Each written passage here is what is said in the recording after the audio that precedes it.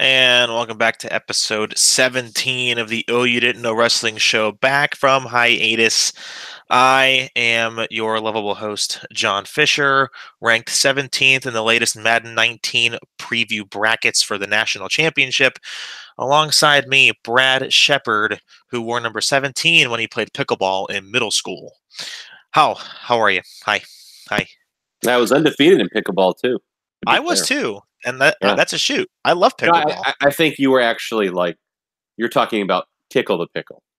I'm talking about No. pickleball.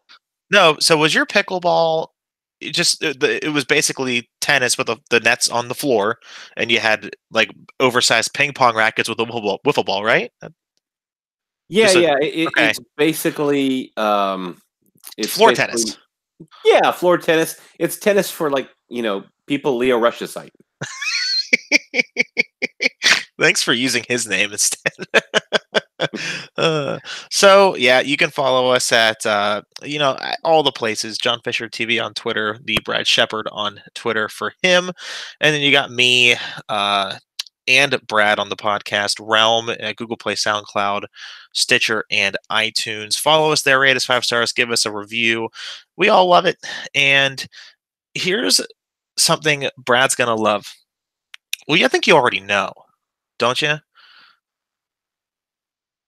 I'm guessing it's what we talked about $1 store Stone Cold. Am I right? Well, yeah. Oh, wait, no, we have to do this first. Can we do this first? By the way, Brad and I don't plan anything for the show. We just talk.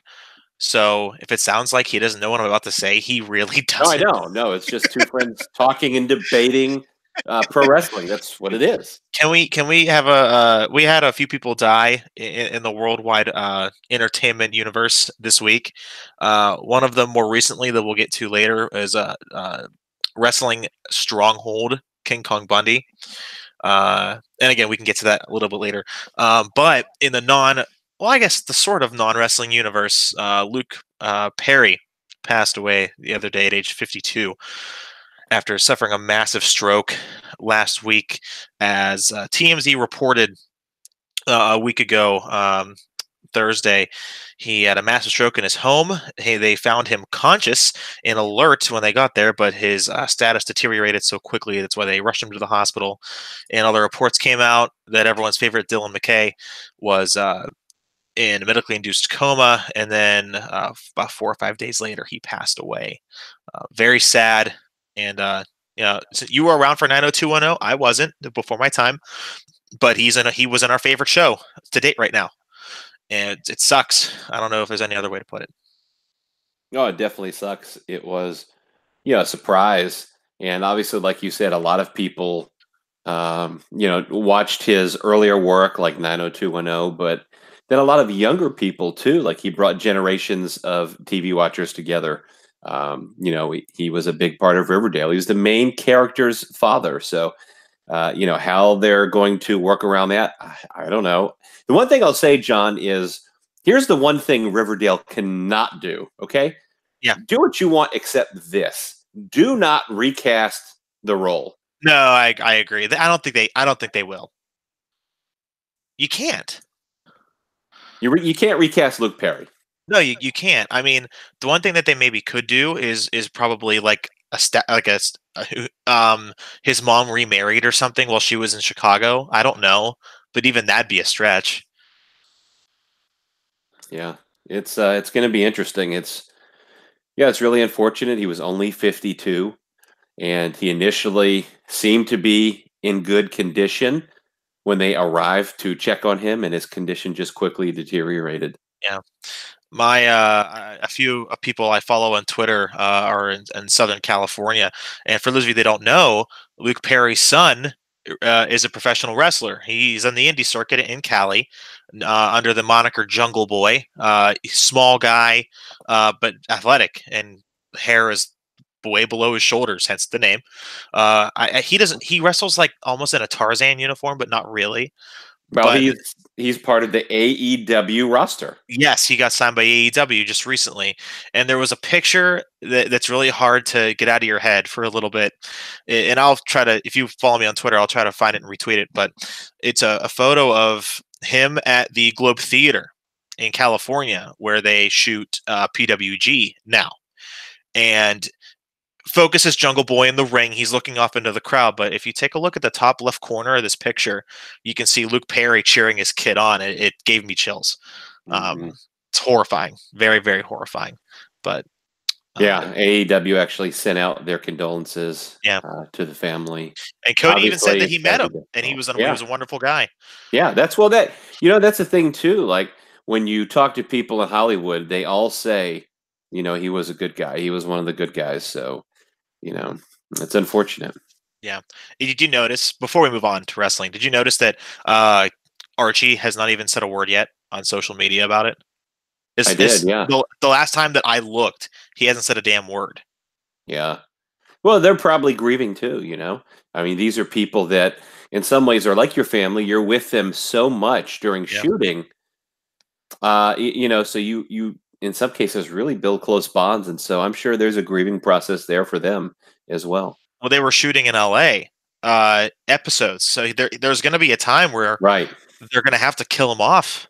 Yeah, they were in the middle of shooting. You're right. Without him being in a scene, kind of like Star Wars and Carrie Fisher for the Last Jedi movie. Anyway, but yeah, our condolences out to the Perry family. There's nothing can replace that. So, we hope they, time heals all wounds, but only so much. So we hope they get better. Moving on to something much, I don't want to kid around. I almost did, but I'm going to withhold. Moving on to something else. Monday Night Raw. Well, that product died a long time ago. Much, Yeah, it's true. Yeah. Rumor and innuendo says that 90210 and Monday Night Raw were dead about the same time. When did that go off the air? Now I have to look. Anyway, it's not important. Apparently, it ended in 1990 to, come on, you son of a gun, 2000. Close enough. Yeah. Close enough. Monday Night Raw and SmackDown Live. Oh boy. Yeah. It was very, very interesting. Let's start off with Monday Night Raw. Well, so like our show is off the wall, and I have to say, I texted you at like 10 o'clock and said Becky and Charlotte's for the title, and I didn't get a message from you. I'm like, he's either so mad that he's burning down his house, or he's asleep. You were asleep. Yeah. Much to my surprise, I didn't get a wow, they did it again, or something clever. You just said, nope, I got 8 hours of sleep. I said, well, clearly that's more important than watching wrestling. And you're damn right. Well, yeah. And if I start watching Raw live every week, hey, it's giving me great sleep. So I don't often, I don't often watch it live either. I only watch it live the last 2 weeks because the girlfriend's been busy with stuff.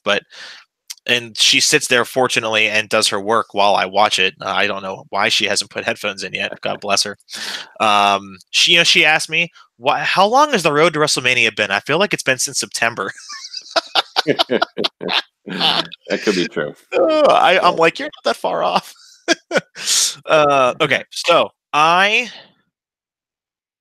told you this before.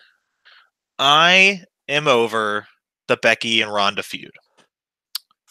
Yeah, this, by the way, was a big story considering our history on the Oh You Didn't Know Wrestling show. When John Fisher says he's over a Becky Lynch story, that's a red flag to me. It certainly is. I mean, you're a big Becky Lynch mark. I mean, you've been a Becky Lynch mark forever. I have been since she was Irish dancing on NXT. Yeah, I have been. Here's the problem. They literally had something cool. Becky's character was organic and cool because it didn't happen. They didn't write it to be that way. It just happened that way. And whether they said, hey, Becky, go out and do this or go out and do that, or kind of like with Punk, not on the same level, but hey, go air your grievances. And it turned into this worldwide phenomenon, right? On a lesser scale, I'm going to emphasize, that's what Becky did. She went out and just was herself. and it was cool. I'm like, oh, great. She's not saying, she's not fired up 2 to 4 times daily, and she's not, wearing these like fire breathing pants, which there's a euphemism there somewhere. And I was getting Becky Lynch, that Becky Lynch I saw in NXT that was just fun to watch. I'm like, this is wonderful, right? And then Vince got involved, and then they knew that they saw the hype, and she was getting the best cheers in the building. Ronda then started to try to become a wrestler on social media and off of social media. And Charlotte was introduced into the feud because, well, let's make it more complicated than it needs to be. And then they started to force feed Becky into this Stone Cold persona. But that wasn't her persona to begin with. She was just being herself, just turned up to 10. But that's what I've been saying for months. For months I've been saying this. I know that. And I disagreed with you because I was still like clinging on to hope that, all right, they put so much into this that it's going to turn itself around. I feel like they can do something with it, but they didn't. And then Ronda logged into Twitter and was a piece of shit for 8 hours. And while Becky was like trying to be funny, her making fun of her domestic abusing husband was hilarious because he deserves it. Everything else, though, it was childish. And that Vince and whoever the hell is making the decisions didn't have a problem with it because they did it anyway. And now Ronda's selling her own merch, not getting the company any money with a line that she used on their. It's just a lot. It sucks. It just sucks. And during Raw, you had Stephanie McMahon in a backstage interview. Well, Ronda's vacated the title. Well, they never said that. She just laid it in front of Steph and said, "Here, take a week." Which meant had Steph say, "Well, you vacated it." So at Fastlane, it's Becky and Charlotte. Well, the fuck when? And then Ronda comes out like Stone Cold, but like power walking, and says, "I never vacated it." And Steph's like, "You're right. Never mind." Just like Becky was suspended. Oh, never mind. Yes. Look, this is like, I can only imagine you eating humble pie right now as you talk about this. To me, who has been preaching this in some cases to the choir, in some cases, to you, a brick wall. It was trying to tell you she's a dollar store Stone Cold. She's low ratings Lynch. She's the Hoblin Goblin. I mean, over and over and over. I mean, their segment lost their third hour where she was the main event on Raw, lost well over 500,000 viewers. They're not tuning in to see Becky Lynch in the third hour in the main event. They're not buying tickets to see Becky Lynch. She's not a draw. They've killed, even some of her reactions are lukewarm. But she was hot as hell 4 months ago. But I told you they had something after Nia Jax punched her in a shoot, for real. Yeah. And they took over control of something organic and they screwed it up. Yeah. Because that's what they do. They have a history of that. And they haven't done her any favors. They've turned her into something she's not. And as I've talked about for weeks, it's tough to watch because she's so uncomfortable in these roles and she's not believable and it's not working for the majority of fans. And it's just cringy and it's not WrestleMania main event worthy. I just don't see the momentum there. It's just stupid. So all the things I've said, I'm glad you're now coming around. They've screwed it up big time. They continue to screw it up. And I don't know where they go from here because how do you fix the situation? Well, I know what you don't do. You don't have the authority turn on Ronda and then say Becky Lynch is great and put her over. Yeah, no. Yeah, Becky, so wonderful. You're unsuspended. You're in a match against Charlotte. Kick Ronda's ass. Yay, Becky. So now you have the authority, who, by the way, was just against her. Yeah. She just hit, right? She just assaulted them. They just suspended her. And now all of a sudden, they're pro-Becky. The authority is putting their support behind Becky. I mean, do they want Ronda to be the heel or the good guy? Well, she's a heel now. Okay, but she's a badass heel. and the Yeah. authorities putting their name behind Becky. Is that going to do Becky any favors? I don't think so. I don't think so either. So that promo, screw that was her best promo she's ever done. Is it fair to say? Ever. Yeah, yeah. And it seemed like that had Paul Heyman written all over it. Because first of all, we all know that she's not creative enough to come up with "screw the woo, damn the man," and no more Mrs. Nice Bitch. That's you know what, Ronda's very talented. That has former promoter written all over it, and it's no lie that Paul has been working with Ronda through her promos, which have been a failure up until this point, because it seemed like she actually was pissed. She sold it very, very well, and she wasn't on social media being a tyrant who just discovered that they have thumbs for the first time and can say whatever they want. Yeah, I didn't think the segment was that great. I mean, I liked how they presented Ronda as a badass Yeah, sure. who could just take out the women. Like, obviously, that's true. It's based in reality. I liked the way they presented her in that regard, and they should be doing that all along. True. And they should not be scripting her. She's much better when she's legitimately acting pissed and when she doesn't have to try and remember lines. Because when you try to remember lines, you lose your character, Yep. you lose the emotions that you're trying to portray, which aren't real.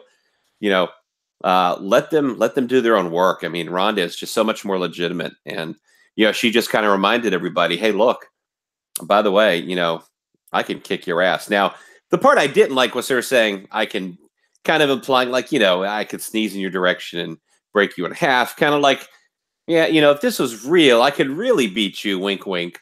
I'm not into that because the whole point of, I mean, let's put it this way. It works some part of the audience, right? The smart fans get worked by it.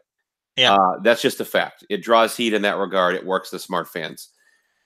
But at the end of the day, if it doesn't draw, it doesn't really matter if it works them or not, because the ultimate goal, obviously, is for it to draw. It's got to sell something, sell tickets, sell subscriptions.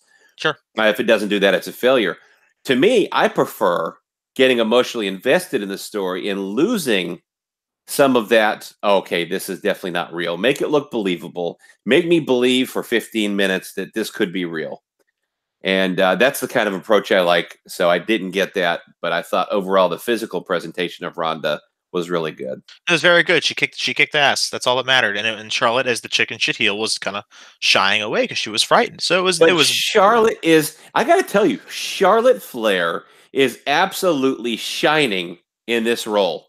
I mean, she is making Becky look inferior. Charlotte Flair is coming out of this shining like a diamond, I'm telling you. The way she's handled herself on social media, the way she's handled herself in these segments, there's no try-hard, stone-cold bullcrap ripoff. Charlotte is Charlotte, and she's unique and one of a kind, and she's going to come out of this, I think, looking really good. So you mentioned the ratings down for the third hour. You're obviously not wrong. The dip was bad, but I don't think it does matters what they put in that third hour. The ratings go down pretty hardcore. You know what last week got for the third hour? Shit. And it had one of the best segments that they've done in a while. What was the segment? It was Batista's return, had dragging Ric Flair out with his birthday party. That should have garnered a ratings consistent spike, right? But it dropped by. Yeah, but they didn't know Batista was going to show up. But it was they just knew it was Ric Flair's 70th birthday party. Who cares? But I mean, it's still as nostalgia is concerned. It's still seeing Ric Flair on television. It's like, oh, Ric Flair's on. I'll tune in. He's Ric Flair. Yeah, they lost 300,000 people. Shouldn't have been the main event segment to me. What really? Yeah. What do you? I don't know. You don't want to end with Big Dave's return and having Ric Flair incapacitated on the floor? Was a big deal, but he's in a mid-card match at WrestleMania. That's the problem. We'll see. I think that could headline. Look, Dave's a star. That's not a knock on him. I just think they're presenting this all wrong. That's all. Yeah. So talking about his return, it is so clear the improvement on the mic he is since he left. No. Oh, he's phenomenal. Yeah, he's great. Yeah, I mean, I think he's great. Like I'm Yeah, I said months ago I was looking forward to this match because of the build, not because they're going to have a 5-star fuck fest. I think they'll have an excellent match. Don't get me wrong. As long as Triple H is healthy, Batista's always been a good worker. That's never been an argument by. And if it is, I mean, I don't know what you're watching. He's always worked very well with anyone. He won the tag titles with Rey Mysterio, and it was entertaining. But I digress. Triple H's promo on Monday, so it's clear that Batista's going to go in as the heel and Triple H is the babyface. Personally, I thought Trips' promo was excellent, and it had good storytelling, beginning and end. He kind of went off the cuff a little bit with his, this isn't the character, this is the person thing, and we only really see that a few times in like a couple year period.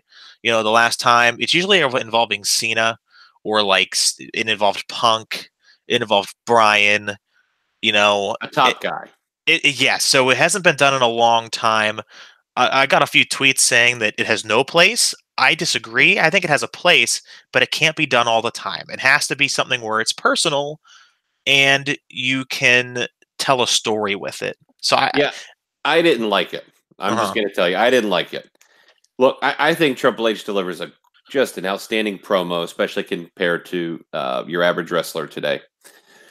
And the delivery of the promo was good. It was really good. But just some of the content I didn't like. I did not like him breaking kayfabe repeatedly. Yeah. Look, you could say, I don't mind you saying Ric Flair, also known as Richard Flair. I got to know the guy, blah, blah, blah. But when you start going into the character, this, that, and the other, you start to get a little too overboard for me. Allow us to believe the story is real without reminding us that it's not. Well, Ronda ruined that on Twitter. Yes, I wasn't a fan of that either. Again, it goes back to, yes, it obviously worked the Becky Lynch marks into a mad, nude online rage. Yeah. Their diapers had to be changed immediately. But I'll say, if it didn't generate revenue, new business, then it didn't work. That's what you're trying to do, is you're working the fans, you're manipulating them to draw money. Yeah. And if you didn't do that, it's a failure. I think you could have done it without rubbing in that it's fake. I think that hurts the match. So not a fan of that. Or they want to bill it as a fight rather than a match. Which I'm not a fan of either. But it goes to show that, and you know how much I love a lot of the mid-card guys. I don't think they could build a story like that right now. I agree. So, getting into that, we've had a few call-ups. Gargano and Ciampa. I know you're not the biggest. Well, you've told me you've been lukewarm on Ciampa just because of the mic work. He's dealing with a neck issue that he's had for about a month. Unknown when he'll be back, but huge blow to NXT TakeOver if he is out. I haven't heard any updates recently. You can interject if you have, but Ciampa's a guy to me who is a good fit for NXT or 205 Live. He's just too small for the main roster. He's too small, but I love the character. I love how he presents his character. Mm-hmm. I think he is just really exceptional at that. So kudos to him. Yeah. But he's too small for the main roster. I mean, it's just not believable. There's a 205 Live division. He would fit in that. And, in NXT, obviously where the wrestlers are much smaller on average, he fits in that fine too.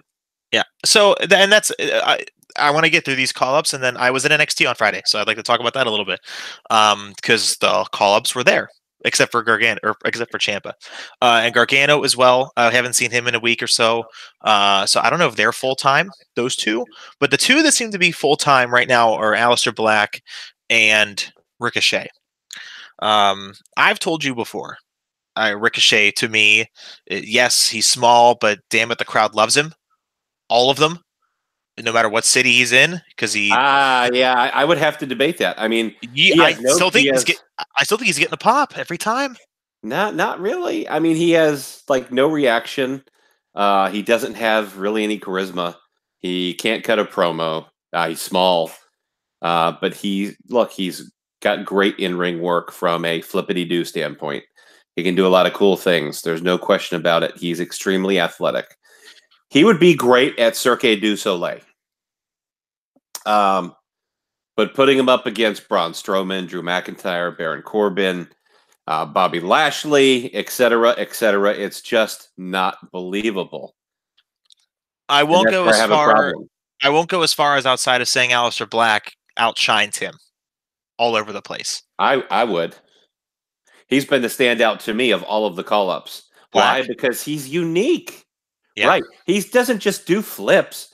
He's got a little bit of a character, although they need to do something to advance that because you just see he's wearing black and maybe there's some subtle implication he's alternative or he's, agnostic or atheist or you think something's a little different about him, right? But they don't quite tell you and they don't advance that because that's what they do. And, and so, is he a devil worshiper? Is he, give him a character. That's what I'm saying.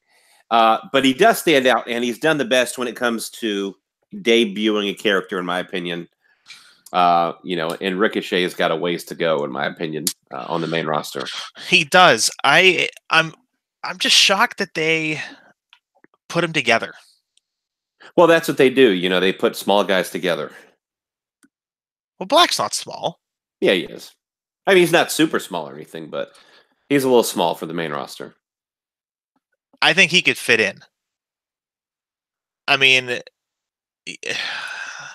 now I'm curious. Yeah.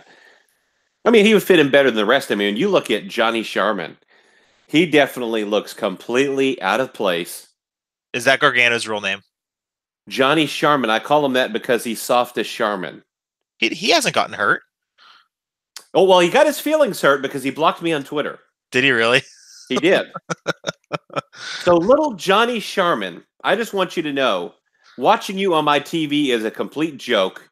I don't care how many 5-star matches Dave Meltzer says you have. You are the shits. You are not believable in the ring against real heavyweights. And you are not entertaining. You are a pure channel changer for me. Weren't you the one that loved their tag matches with the Revival? In NXT, yes. The Revival are short too. Now, I like the Revival. I think they're great. Yeah. But, yes, again, it was a better fit in NXT because it's a bunch of small guys. So that... But Johnny Sharman and watching him against Cesaro and Sheamus, like, let's just pretend the whole goddamn thing is fake because nobody could possibly believe that little Johnny Sharman could beat Cesaro or Sheamus in a shoot. It's not believable. And he looked completely out of place in the ring. I thought he looked completely out of place. He looked like a kid doing cosplay or Halloween dress up in the ring with real men. So that brings me to NXT. So I was at NXT Pittsburgh on Friday. It was a fun night. Had a good time with some buddies that are here who are, for the lack of a better word, they're indie marks, but so am I. And we all had an amazing time. Just a few matches on the card. Shayna Baszler wrestled. She defended her women's championship. Shayna Baszler.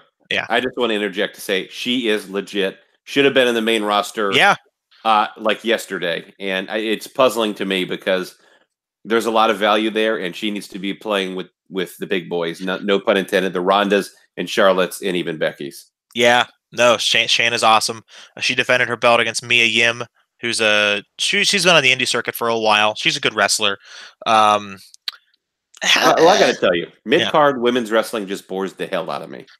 For me, it depends who's actually in the ring doing it, but I mean, because they're not very good. Like they're already not as good as the men, but like when they're the mid-card women, they're probably in a lot of cases even worse. And it's just boring. And a lot of them don't have characters anyway. So it's like boring. The only one that I love Ruby Riott. She doesn't deserve to be in that crap that she's in right now. Well, but we talked about this, John.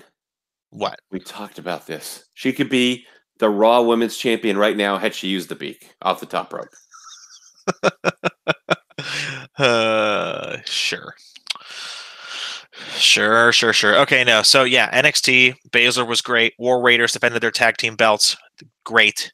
Well, yeah, you mentioned that. Look, War Raiders, another group. They should have been on the main roster yesterday. Yeah, War Raiders are great. Good with the crowd too. There's a wrestler who you might know. His name is Keith Lee. I don't know if you've ever seen his work. I think you're gonna love him on the main I have seen roster. him. Yep. Big, quick, athletic, charismatic. He, if given the right opportunity, could be a big player moving forward. He has a big presence surrounding him. He has something. Yeah, I like Keith Lee. Bask in his glory, they say. He doesn't have a T-shirt yet. Interesting. Maybe there's a reason for that. But that brings me to my point about NXT. So you and I have different viewpoints for the most part on wrestling. Johnny Gargano wrestled a very good match. Velveteen defended his belt against Adam Cole. Aleister Black and Ricochet tagged together. All of them I love. They're my favorites. But it goes to show for me that the two people that stood out the most out of anyone at that show I should add three. The three people that stood out among all of them were Shayna, Velveteen, and Aleister Black. Those three people. Yeah, I would completely understand that. Yeah, absolutely. I understand that. Look, who did Johnny Sharman face? I consumed many a beverage. Give me 1 second. Well, look, there's nothing memorable about him. I mean, obviously, I don't blame you for forgetting. I drank a lot. I understand. I would drink a lot too during his match. No, Cassius Ohno. That's right. I told you that. Now imagine Cassius Ohno, who's 6'4", legit plus, right? Yeah, he's a big guy. He's a big guy. He's about 300 pounds. Let's be honest, right? Yeah, build at 283. Yeah, he's about 300 pounds for sure. Yeah, if not more. So you look at Cassius Ohno selling for little Johnny Sharman and losing. Gargano escape submission move and end of the match. And tapping out to Johnny Gargano. He put a submission hold on him. He could just get right up. Are you kidding me? Like nothing about that was in any way believable. But yet, the marks in the company keep putting over these little guys like Johnny Sharman that aren't going to draw a dime on the main roster because it's all this indie circle stroke. They're trying to work the marks in NXT, and they keep putting over this little Johnny Sharman. And I don't get the point. Like, it's a laughable joke. Yay! Johnny had another 5-star match according to Dave Meltzer. Woohoo! Who gives a flying fuck? I don't get it. Yeah. Hey, not everyone's gonna like all the same stuff. Right. I'm not gonna like guys who look like they're 14 in a wrestling ring. He has a nice beard. Give him a little credit. That's true. I can't grow a beard like that, to be fair. But, also, I was bigger than him in middle school, 100%. I don't middle school. Yeah, 100%. You were my height. I'm a little bit taller than Johnny Gargano. You were my height in middle school. Yes, actually, a little taller. That does make sense. You are 6'5", 4", 6'6", yeah. Oh, whenever we met for lunch, it didn't seem like you were that tall. Oh, this is like a subtle dig there. Oh, jeez. Okay, now you're getting me hot. Now it's turned into a shoot. Fuck. Now I'm hot. It was too easy. You okay? To be fair, you were sitting down. We had a burger. Yeah. You kept trying to put your hand under the table. I didn't have to reach very far. Yeah, you didn't have to reach very far at all. It's wow, impressive. Yeah. Velveteen Dream was the star of the show. Easily. the star of the show. After the match ended, they sang "Happy Birthday" to Kyle O'Reilly. It was his birthday on Friday, and Black took the mic and put over Velveteen strong, and the crowd popped for Velveteen every single thing he did. Yeah. He posed for 10 minutes. Yeah. I like Velveteen Dream. Obviously, I've put him over for a long time, so I'm looking forward to him one day, maybe by the time he's 40, being on the main roster. Why? Okay, and it's obviously isn't breaking news time, or really at all. But why is he not called up yet? It's a great question. There is no real good answer at this point because he's clearly ready. Easily. And the only thing he's going to continue to learn at this point is from the top level professionals on the main roster who have been doing this, who understand the WWE method. And he's got to experience that. He's got to experience that to know it's like, it's like not consummating a marriage before you have the ceremony. You're not test driving the car. You're buying the car, but then you're just kind of expecting the car to drive really good. Yeah. Well, you don't know. The car may be terrible. Yeah. You may want to turn the car back in. It may be a lemon. It may be a lemon. Yeah. So Velveteen Dream, if he's going to be that car, he's got to get in there on that main roster. And get that experience. You have to, at some point, just do it and try it and see if it's going to work. And he's at that point where I don't think there's anything left to offer him in NXT. I don't think so either. I mean, right now he's a North American champion. I hope he loses it at TakeOver and gets the hell out of Dodge, start making real money, and be the star he's proven that he can be. The guy has a following. He's big.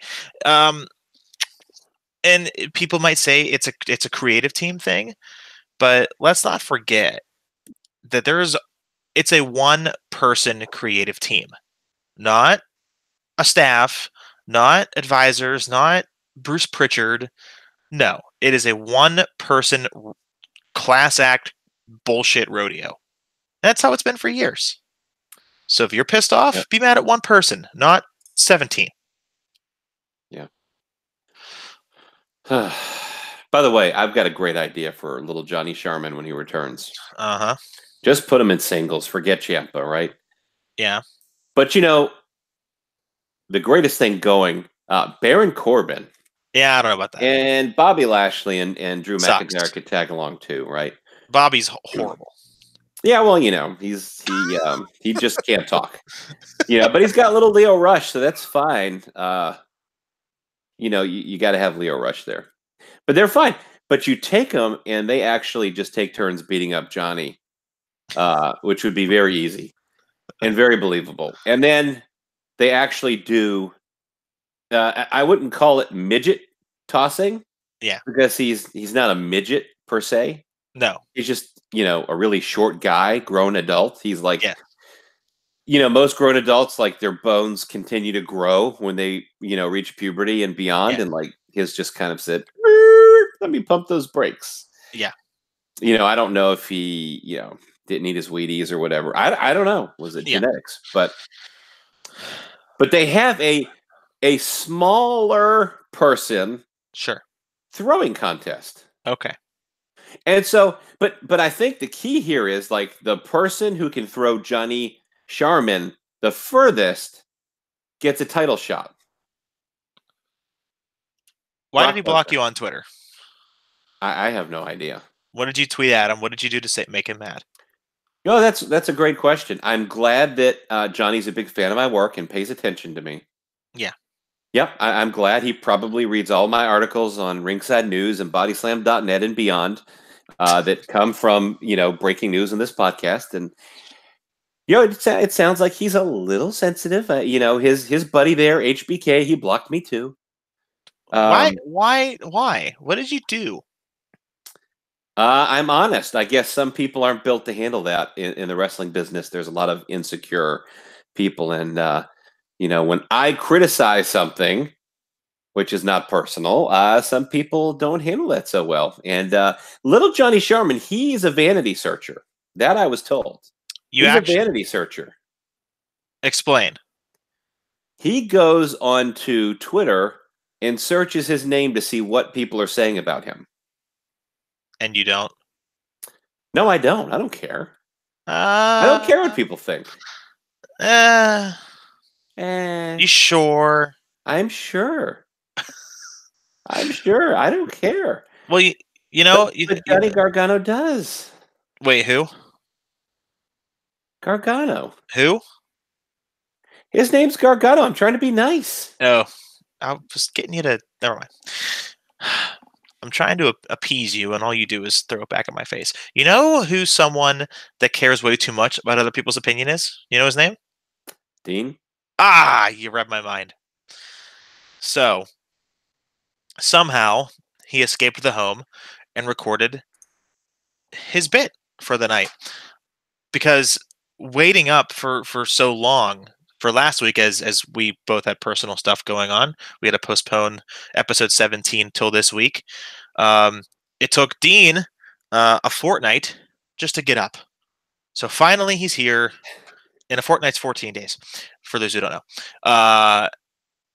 And he's back. He's back with us. Thank God. Because for whatever reason, he cares way, way too much about my desk and my job and how he's in trouble. But that's beside the point. Do you want to know what he has to talk about tonight? Well, I mean, they didn't let him out of the old people home for nothing, so let's hear it. All right, you got it. First and foremost, I'll say my respects to the family of King Kong Bundy, one of the true giants, literally, in the industry. Great big man. His gimmick of having the referee count to 5 on the jobbers was memorable in his battle with Hulk Hogan at WrestleMania 2. Now, I don't have much to drop on the product. I'm actually kind of liking some of the things that WWE is doing, but hey, Sauce. Now, Brad, you don't know who I'm referring to there, but Sauce would be the nickname that John has in our place of business. He was Johnny Appleseed, then he was Johnny Appletree, and then he was Johnny Applesauce. And now it's just Sauce. Does that sound like someone who's the captain of the ship? You know, the one thing that's funny to me is he's talking about my iron deficiency and my sleeping habits and everything else and how I was as old as when the candy was invented, but yet somehow I've perfected Photoshop. You can't have it both ways, my brother. The pictures of you are accurate. You do not have your own desk. In fact, none of you, as we found out this last week in the questioning, you're not sitting in the captain's chair ever. You don't sit in the captain's chair. And believe me, the closest thing you are to a captain is Alicia Fox. Brad, he tried to snow you, giving you a Baron Corbin analogy of how Baron Corbin would be overlooking people on NXT. He just suckered you in, Brad, because of your love for Baron Corbin. My man, Fisher's 5'4". Brad. That's not true. You and I both know. That's true. That the little guys can't be in the main event. And as far as me meeting up with my OGs, you have to be an OG to meet up with the OGs, and I am the OG Sauce. So,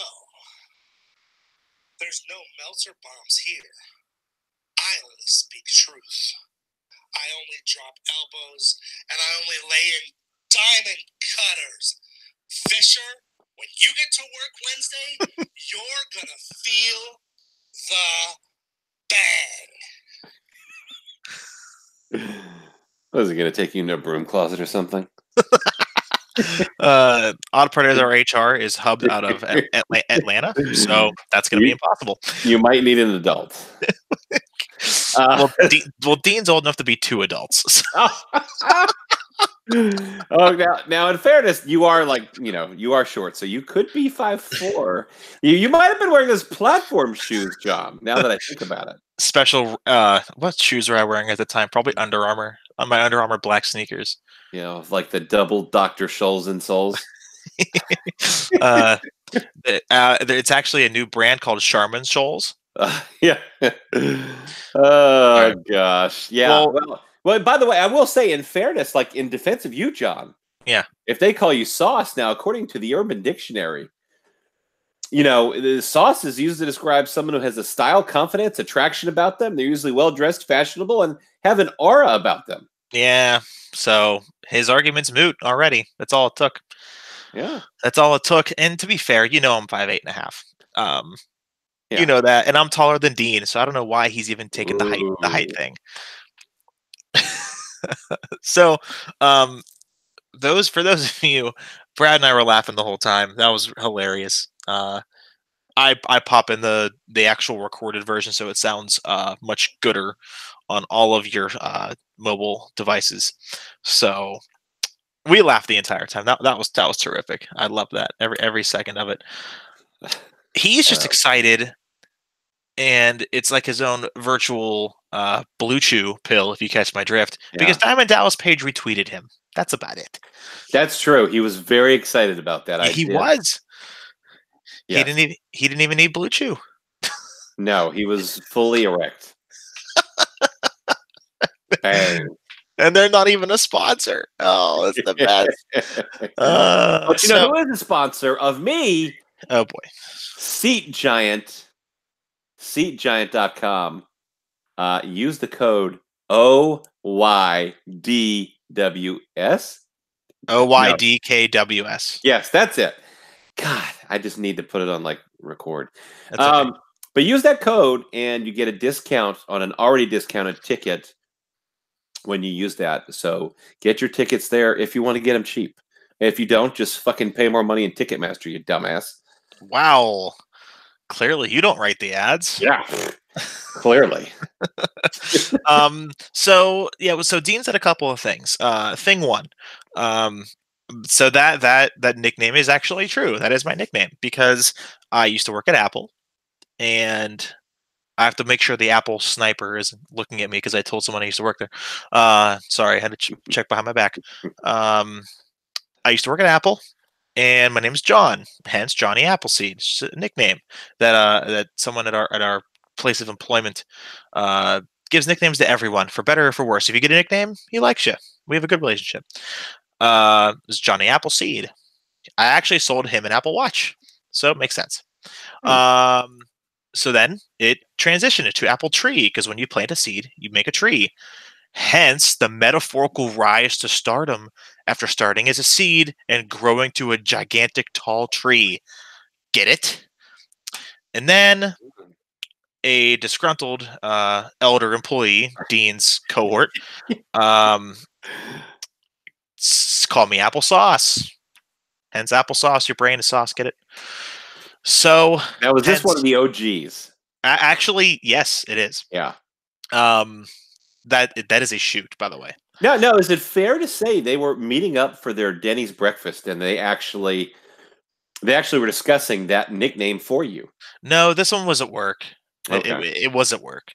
I will not lie. See, what 5 falsehoods? I'm not lying. I don't lie. And sorry, sidebar. I'm watching Aleister Black deliver a .com. Why is he cutting up? Never mind. Idiots. All right. So then applesauce, hence sauce, because it's easy and that's just a nickname. Yeah. It's just that simple. So I don't know what he's talking about. And this captain's chair thing. Listen, when you're as good as I am, every chair you sit in is the captain's chair. It doesn't have to be one place. So get over it. Anyway, I'm done. Dean delivered on all accounts. What do you consider more menacing, the RKO or the Diamond Cutter? Because they are the same thing. Yeah. Well, I mean, it's fake. So I went with the RKO because he's one more matches with the RKO. But technically, in watching it, I liked the execution and technical savvy of DDP better. That's fair. Yeah. I can't. I can't argue that. By the They're way, both good. are you drunk at work like the other captain? No, no, Oh, okay. no. Of course not. Do you have news, or can we address that now? I do have news. Okay, then we'll hang on. We'll make the kids wait. We'll make the kids wait on that. King Kong Bundy. Dean mentioned King Kong Bundy. Yeah. Once said if you lay him sideways in front of a hockey net, no one could score a goal. He'd be the best goalie in the history of hockey. I never got to watch King Kong Bundy. I have seen clips. I have done my research, and it seemed that he was, yes, as Dean put it, one of the true giants of the industry, and was a pretty big draw at one time. Was he not? Yeah, he was one of the original WWF bad guys when WWF hit the big stage, the WrestleMania era. He wrestled Hulk Hogan in the main event at WrestleMania 2. And I saw that, and it was a big deal. I mean, it was a steel cage, and Hogan had his ribs taped. And you believed as a child, yeah, you know what? This huge guy could put a hurting on Hulk Hogan, and, maybe he could do it. I liked the feud. I liked King Kong Bundy. I always liked Bundy. Obviously, Dean talked about some of those moments. And, some of the ones I remember are the WrestleMania 2. And there was the, where he defeated SD Special Delivery Jones. You probably don't remember him. No. But he beat him at the first WrestleMania. They announced like 9 seconds. It was really, I think it was, I don't know, more like 17 or so. But he had his moments. And one of the ones I think, when you talk about all-time favorite pay-per-views, for me, it was WrestleMania 3. That is my all-time favorite pay-per-view. Stands today, many years later. So one of those favorite moments of mine from that show is when King Kong Bundy gets his hand on the midget. It's hilarious. He body slams Little Beaver. Oh my! And then delivers a big elbow drop, and of course he gets DQ'd for it. And then his little midget friends turn on him, and Hillbilly Jim wins. But that was a memorable moment that I took away that I still remember today from WrestleMania 3. Was big old Bundy just body slamming and dropping an elbow on this midget. It was fantastic, pal. Basically, that's what I'm telling you. So is that similar to when Braun Strowman literally ran through Leo Rush into the barricade? Oh, that was great. That was awesome. Yeah. I can't lie. That was tremendous. A few more notes before we go into some news. We got to see the Shield reunite once again, and we're going to talk about that in news if we can, because an interesting report came out from our friends over at Ringside News, and I think I know where this is going, but we can we can digress on that in just a little bit. Samoa Joe won the United States Championship in a fatal 4-way, and Aleister Black and Ricochet are in a a triple threat tag team match for the titles at Fastlane. Yay! You sound so excited, my brother. Yeah, I think Fastlane's just going to be, a show. It'll be a show. Yeah. How do you expect Becky and Charlotte to turn out? Either DQ from Ronda because she doesn't give a fuck, no, or double tap out, or they'll be pinned at the same time, or they'll lose a 10 count. Like what are we gonna? What's gonna happen? I expect Becky to win, and are you kidding? Oh, that's right. I forgot. Yeah. They changed the stipulation 8 times in an hour. I forgot the step. Well, that's why you forgot, because there's so many, plans change, pal. So yeah, that's going to get the triple threat. And you know what? There will be 2 stars and a Becky Lynch in that match, so it'll be fun. Yeah. But when Becky wins the title, everyone will go hooray. Everyone will be very bored by her title reign. Yeah. Anything else that happened that you want to address real quick? Fastlane. Let's see. I don't want to really address anything. Let's talk about Fastlane. That's what I really want to do. Oh no! Tori Wilson's Hall of Fame induction. Oh yes, hot take coming. Let's hear it, John. She wasn't a wrestler. She didn't add anything to the business. She's very nice. She's an influencer. She's very positive in the community and does a lot of great charity work. I've heard is a good person behind the scenes. But actually, you know what? No, I take all that back. The Hall of Fame is fake. Who cares? That's what I'm talking about. Look, when you say nice, do you mean hot? No, she's a very attractive woman. Looks great for her age. I really have heard that she's very kind. But I don't know. Maybe Billy Kidman would agree. I'm not sure. Yeah. The Hall of Fame is fake. Who cares? That's ultimately what it amounts to, right? Exactly. Because you could say that about anyone. Should they be in the Hall of Fame? Well, what did she really do? Well, honestly, she was in Playboy. I mean, that's a lot of exposure for WWE. Yeah. There are things like that, appearances that she did because she's hot. Let's be honest. That's why she's doing this stuff. Yeah. And it worked. Is she ever going to be remembered for any, main event classics or, or her 0 championship reigns? No. Yeah. No. Yeah, exactly. So it doesn't really matter. They've got Coco Beware in the Hall of Fame. They've got Vince's limo driver. I mean, does it really fucking matter at this point? No. No is the answer. It doesn't. I'm sorry. You want it to matter, but it doesn't. It's all fake anyway and subjective. It's not a sports Hall of Fame. It's not based on real statistics. I'm sorry to tell you that. There is no reason to get upset about this whatsoever. I don't give a shit if they put in anybody. I don't care anymore. It doesn't matter to me. Put in Kalisto. Put in fucking who cares? Put in Leo Rush. It doesn't matter. So here's a funny story. I have I'm not jaded where I can't mention another podcast on this show. The We Watch Wrestling podcast is probably aside from ours, of course, is my favorite. And the main host is a former WWE creative writer.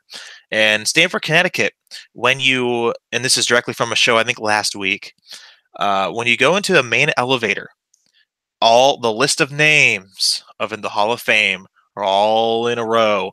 The fucking Hall of Fame is in Vince's brain and in a hotel elevator. Or I'm sorry, in a business elevator. Get over it. It doesn't mean anything. You're right. There's no reason to get mad. It's a Hall of Fame in your imagination. There's no actual Hall of Fame.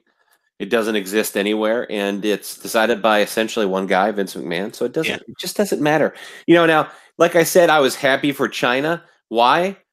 Because that's what China wanted, and so now her family gets the benefit of some level of closure because that was what she ultimately wanted, that acceptance before she died. So in that case, a case like that, yes, I'm happy for them. But ultimately, my opinion is still the same. I don't think you need the WWE Hall of Fame to validate your accomplishments in the industry. I couldn't agree more. I cannot agree more because let's be realistic. After you retire, so let's treat it like a real sport. Okay. Tori Wilson getting in would be like, oh, do I want to go there? Do I really want to go there? Sure. Would be like Aaron Hernandez. Okay. No. Oh, yeah. Not him. Not him. No, I'm retracting that right now. You can't sue me. Now, are you trying to say that Tori is secretly gay because that was a suspicion about Aaron Hernandez? Is that what you're actually trying to say? Really? No kidding. Yeah. I didn't know that. No. Yeah. Tori Wilson getting into the Hall of Fame would be like I'll put it in terms Brad can understand. The 4th string water boy that no. Even better. The lead cheerleader getting into the NFL Hall of Fame. Sorry. For the New England Patriots. It's the same thing. I hate to say that. I'm not demeaning Tori at all. If it's a New England Patriots cheerleader, they've probably put in a lot of championship work on the sidelines. So that could be, I could understand that. So, quick sidebar. Back in the early 2000s, that obviously Tori did Playboy, and so did Sable, and so did Lita, right? Stacy Keibler was going to do Playboy too. Same with Trish as well. And Stacy. So, as Bruce Pritchard was telling the story, apparently, they all got the offer to do it, like Stacy, Tori, Trish. Trish and Stacy said no. Tori said yes. And you want to know why Stacy Keibler said no to Playboy? You're going to tell us. Because whenever she was considering it, she asked Eric Bischoff what he thought, and he said, "What would your dad think of you if you did that?" And she didn't do Playboy for that reason. Well, I'm assuming her dad is not actually reading Playboy to know that. Bruce. So now we all hate Eric Bischoff. Yeah. Wow, we really diverted. Fastlane. I gotta pull up the card.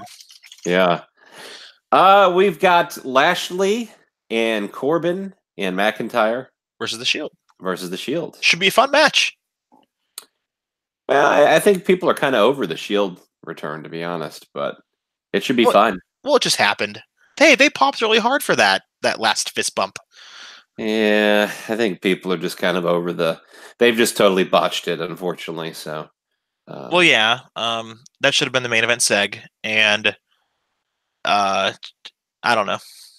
I love all three of them, so I'm kind of biased. Yeah, I'm really happy for Roman. Yes. So, I think he got not much, but like some booze on Raw. That's Philly. They suck. Yeah. I mean, they are the place that booed him out of the damn building at the Royal Rumble. Yeah, but now he came back from cancer, and now he's all their hero. But they would boo Santa Claus. That's true. The Tooth Fairy, the Easter Bunny. Paul Heyman. No, they would never. They would never boo Paul Heyman. Okay, for the WWE Championship, Daniel Bryan versus Kevin Owens. Oh, we didn't even, because we were off last week. Is Vince just pulling people out of title matches just because now? Well, pal, you see what it is he's getting heat because you think you're getting Kofi, but you're not. Fuck you. You're not, because I've got my own favorite pal, and what you're gonna get is Kevin Owens. Hey, KO lost some weight because you were talking about him last year. Yeah, amazing. I know. And he didn't block me on Twitter either. So. Influencer. Yeah, influencer. I'm going to put that in my Twitter profile. Wrestling influencer. Yes. It said DB versus KO. Clearly, it's a move to put Kofi in at Mania. We can see that from a mile away, which is fine. I'll enjoy it. DB wins here, no doubt. Yep. Should be a good match if they give him enough time. Becky and Charlotte, we already talked about that. Becky wins. Shield obviously is going to win this one because the latest rumor and innuendo is that Roman and Baron Corbin will be the match for Mania for the big dog. I'm absolutely. I mean, hey, but I'm not going to be wearing sweatpants for that match. I know, because they'll be like dry ice, buddy. Yeah. So, do you know that this might be the first time that someone kicks out of the End of Days? I was thinking actually it should be, him kicking out of the spear, but okay. I know I would book it. I would have Roman do his Superman punches. Yeah. And then do a spear.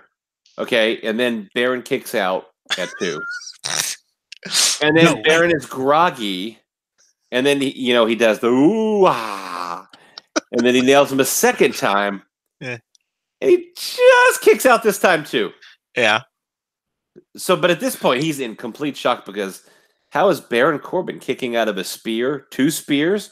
What more will it take to put him away in this fake fight? But Baron gets up and he hits a 3rd spear, and Baron kicks out of 1, and then he hits the End of Days and pins him. Okay. Yeah. How much is your neck beard itch from that armchair booking you're doing, Mark? Here's what's going to happen. Roman will win in 8 minutes. You're probably right. Okay, I know I'm going to be right. Asuka versus Mandy Rose. Ooh, this will be a doozy. I'm expecting a full 5-star fake fight here. I'm calling it now. It may be controversial, but I'm calling it. I want to see Mandy. I want to see her defeat Asuka with the butt bump. Just use her own move against her. It's a fake fight, so who cares? Who cares? Oh, I hate it. Catching on. I hate what you've turned me into. So I have to say this. You brought up 5-star. Bruce Pritchard hates Dave Meltzer, and it's very, very well known. And what Conrad, his co-host, usually does is go through when they review a card from years back. He gives them like the star rating, and he's like, I don't give a fuck. Sorry that not every 5-star match can be between Takamori Ikinawa and Ichikawa Nakamichi in Japan. Hey, Kenta had great work at New Japan Pro Wrestling. Yeah, He did. Big fan. Just ask all of the New Japan marks what they think about that. That's gonna just tweet that with the hashtag NJPW and see what happens. Was it bad? I had probably 40-something angry New Japan marks, all shaking their fist angrily at me online. Totally mad and nude online, needing a diaper change. It was hilarious. SmackDown tag team titles, the Usos versus the Miz and Shane. The Usos clearly win because no one wins in their own hometown, and this is where the Miz turns on Shane. Yeah, please get this over with. I'm totally bored by the Miz and Shane as a tag team. I am too. It's not working for me at all. Let's just move on from this already. But Shane to Shane, I said this actually months ago. He was going to be, in a big WrestleMania match, and this is going to be it. And yeah, this is, the McMahon's pal. We got to make them look strong. So yeah, sure, it's overdone. For the women's tag, Boss and Hug Connection, Sasha and Bayley versus Nia Jax and Tamina. Give me the Boss and Hug Connection and a victory here. Yeah, I'd like to start seeing Nia Jax do the Yokozuna Banzai drop. Oh, that'd be pretty cool. Yeah, do the Samoan drop. That's fine, but then drag them to the turnbuckle, right? And get up on the second rope and then just drop ass. Like, do the Banzai drop, sit on their face and pin them. Hey, that move took out Hulk Hogan once. It did. Yeah, it took out Hulk Hogan. Yeah, right. I'm being serious. Did he not get pinned by the sumo or the Banzai drop? Well, he had, it was cheating. He had the leg drop, right? I think at one time because the cameraman, the crazy Japanese cameraman, there was fire coming out of the camera shooting into Hulk Hogan's face. Yeah, who cares? It's fake. But that's what I would like to see her do. Oh my gosh, the Raw tag team titles, like we already said, triple threat tag. I can't see Revival losing. Can you? Well, they've been losing plenty already as champions, but I don't see them actually losing the titles. No, I don't either. I think that would be a mistake. Rude and Gable will take the pin. Yeah. And in the kickoff show, Rey Mysterio versus Andrade. It should be a fun match. Why they're wasting it on the kickoff show at Fastlane is beyond me. But what do I know? I'm just an idiot. They could have had a pretty decent WrestleMania match that would, whatever. Who cares? All right.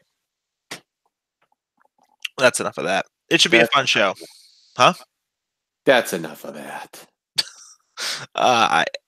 I'm 25 and I'm jaded. What else do you want me to do? That's a good question. Yes, isn't it? Isn't it a good question? Yeah. All right. So you don't, cream in your pantyhose. Here's your music.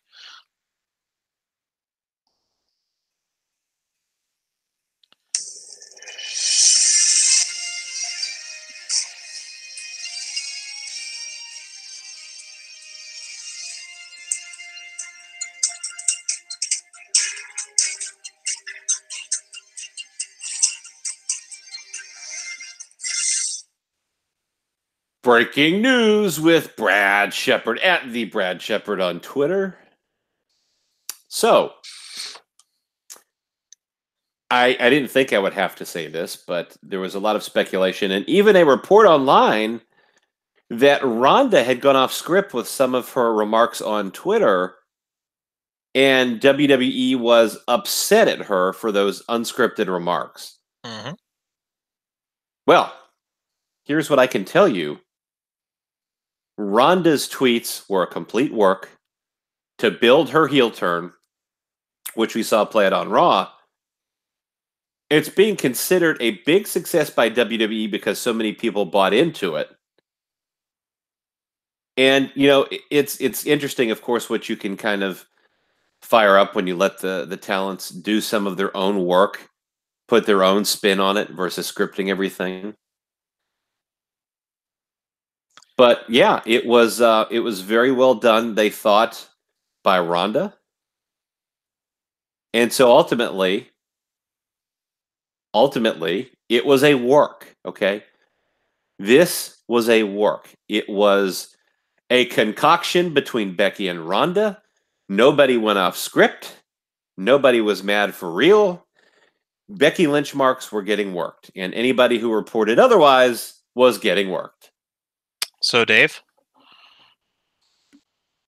I'm not naming names. I mean, Dave Meltzer reported Alexa Bliss is injured, and then she's not injured, and it depends on Dean Ambrose is signing a big contract. Dean Ambrose is not signing a big contract. I guess if you report all sides, you hope some people forget, half of it, and then you just bring up the other half and say, well, I was right. If you report all sides, you're never wrong. That's right. That's very smart. I'm going to start doing that. Yeah. I would too. Yeah. So can you get to the report that I also alongside you was right about 2 months ago? You know what I'm talking about. Are you talking about the Tampa? Yes. Report. Yes. Yes, I was right with you. You were right. Yes. Thank you. Right. You're right. It was Tampa. Obviously, the news is out now, but it was Tampa, and I obviously gave the state, Florida. I said it was down to a few. I gave the hint, brother, Hulk Hogan, Tampa. Yep. But I had to be coy. I mean, unfortunately, at the end of the day, I wanted to be more upfront with everyone about the location, but I really couldn't at the time. And sometimes, without going into a lot of detail, when you get news, depending on who you get it from, when you get it, etc., you have to handle things a certain way because it could put a source at risk, right? And so, source protection is of the utmost importance. So I'll just say that, I did what I could at the time. I wish I could have been more upfront, but I did give a hint, to be fair. Yeah. I had to be coy. I mean, people could have used common sense. I mean, Vince loves Tampa. He loves the state of Florida for WrestleMania. Obviously, just track record. Right. You look no further. And Tampa, by the day, is becoming more metropolitan, and it's a big city with a lot in it. Look, it's a good location. There's no question. Yes, 100%. An hour and a half from Clearwater, an hour from Disney World. I mean, it's not downtown Orlando, but it's the next best thing. Yeah. So yeah, I know you wanted to circle back to that just to get your kudos. You were right. You guessed it, and of course, it was later reported by a couple of other people who got credit for it. Sure. So good for them. Yeah. On to the next one. On to the next one. So, Dean Ambrose. As I said, Dave Meltzer reported that he was signing a new deal. Then he reported he hasn't signed a new deal. Maybe they do sign Dean, but it hasn't happened already. Okay. So Dean has not signed a new WWE deal as of the time we record this, May 5th at night. Okay. May 5th? You mean March 5th? March 5th? Oh, yeah. Obviously, yeah. Look, when you're watching this shit, it all just runs together. You don't know the dates. I'm watching Tuesday Night Raw. So maybe they do sign Dean. It has not happened already. But again, I saw some reports online. This is all entirely, a work. No, it is not. It is completely legit. Dean Ambrose did, in fact, tell the company he was not resigning and he was leaving. That is a true statement. It is not a work in any regard. But he has not signed a new deal yet, contrary to those reports. And again, what I'm being told is it wouldn't be a shocker if he re-signed. Okay, so he's over with the kids and the adults, and obviously the big thing with him is not money, it's just the creative. And obviously Roman is back, and they would love to be able to convince Dean, but ultimately he has not signed a new deal. Although they're going to give it another shot, and it would not be a shocker if he resigns. Now let's take a look at the evidence that has come forward in the last, let's say, week. Roman addressed Dean's contract status. I don't know where. I think it was a live event. But someone said to him, well, Dean's leaving. What do you think about it? And he said, well, I'll take care of that. Okay. Clearly, probably working the crowd just to make him think that, oh, yeah, everything's going to be great. But he could have chose a lot better way to say that if he just A, didn't give a shit, or B, couldn't do anything about it. So that was a nice oomph in the right direction.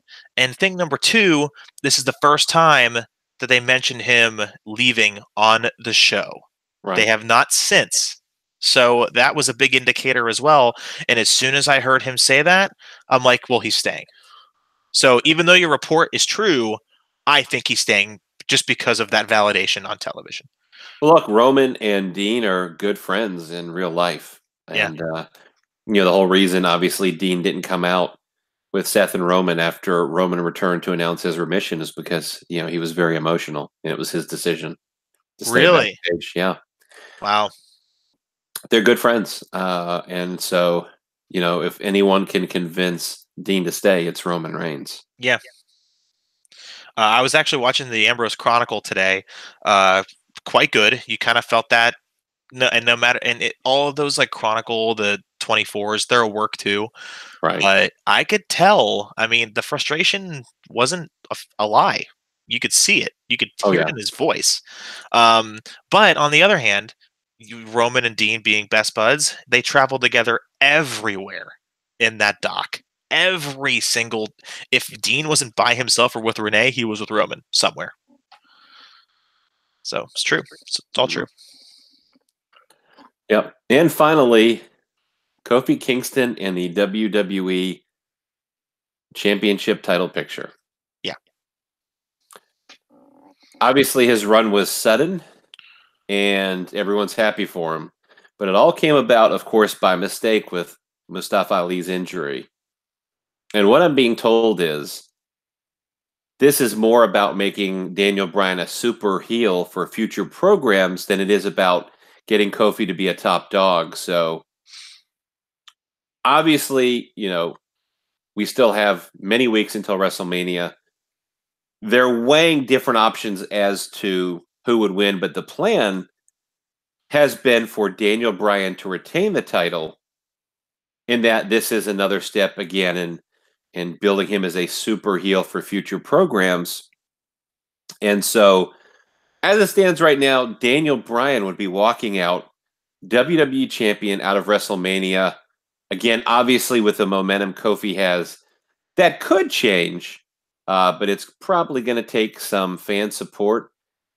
And so that'll be a very interesting situation to monitor, because it's another case where just by accident, someone organically got over in a moment and took the momentum and have done some great things. And, will WWE give them the ball, or is this just an opportunity for a couple of featured matches on a big stage and nothing more? That's a good point. He's not 2008 Jamaican Kofi anymore. He has popularity everywhere, and it is organic. And I mean, they could do the Zack Ryder route. You know what I mean by that? Yeah, I mean, but Zack Ryder is a real interesting case to me. Okay, I'm watching Raw, and this guy is treated like a total jobber. Okay, and this is a guy who got over on his own organically, right? Got over really well, and everybody knows that. But you look at him, and he's actually, as he's aged, he's actually gotten even better. Like, he's in the best shape he's ever been in. He's tall. He's in fantastic shape. He's muscular.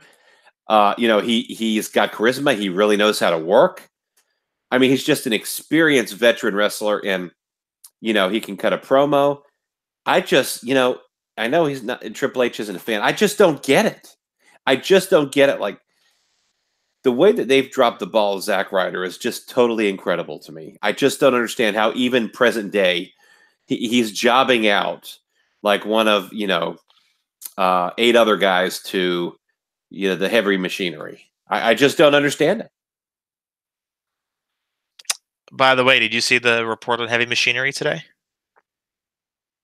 I'm not sure what report you're referring to. So Fightful.com is saying that after the shows, Heavy Machinery is staying to help do the stage crew stuff, like take apart the ring, get rid of the yada yada yada, and folks backstage are looking really highly upon that.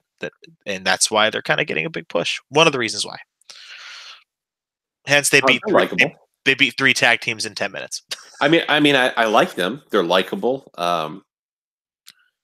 They have done a nice job, even though it's wacky with the little caterpillar guy. He's not little; he's just very short, but he's actually very strong and very wide. I like him. I like the team. Yeah. I think it works. It's wacky and whatever, but it works. They have something. They have, what I mean? They're not just 2 guys that have good fake fights. They have something of a character, which is a plus in today's era of lacking so much of that. Mhm. I just don't think burying Zack Ryder is. I just don't get it. I don't get it. Like, even when the guy had the Intercontinental title match at WrestleMania and won, he had his WrestleMania moment, and the crowd went ballistic. Like, I just don't understand. And then they did nothing. Like, they just totally squashed him. Like, He lost it. He lost it. Yeah, he lost it immediately. SmackDown. Yeah. I just don't get it. It's a real puzzling thing to me. So, anyway, enough about Zack Ryder, but they just, and it's a big roster. They can't do, everything with everyone. I get it. But holy crap, when you have a guy that gets over in today's era, how do you not run with that? Yeah, well, I mean, they are with Kofi, but, it's a once in every 10 or 15 times, I suppose. All right. I'm getting tired. We talked about all we needed to talk about.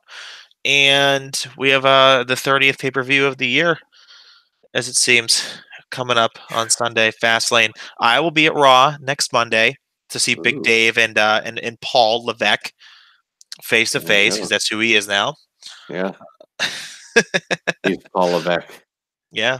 And Dave Bautista and Richard Fliehr. Yeah, how about that? Yeah. How about that? Well, where can we find you on Twitter?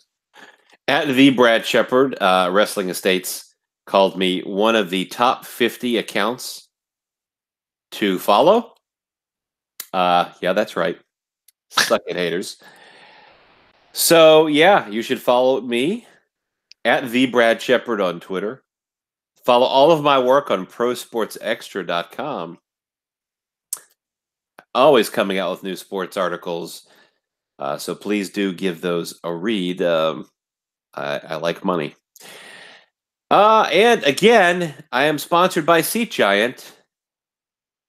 And anything else to plug? I think that's it. Okay. All right. Sorry, that was kind of anticlimactic, but that's fine. Seat Giant, prosportsextra.com. Follow me on Twitter at the Brad Shepard, SHEPARD. Emphasis on the D. Of course, it always is. And I'm John Fisher TV on Twitter. Anything else before we ride off into the sunset? Any advice when I go to Raw? Yes. Yes, absolutely. Bring a pillow and a blanket. I'll try to look down at Johnny Gargano if I can. That will be very easy to do because he's short. We'll see you guys next week.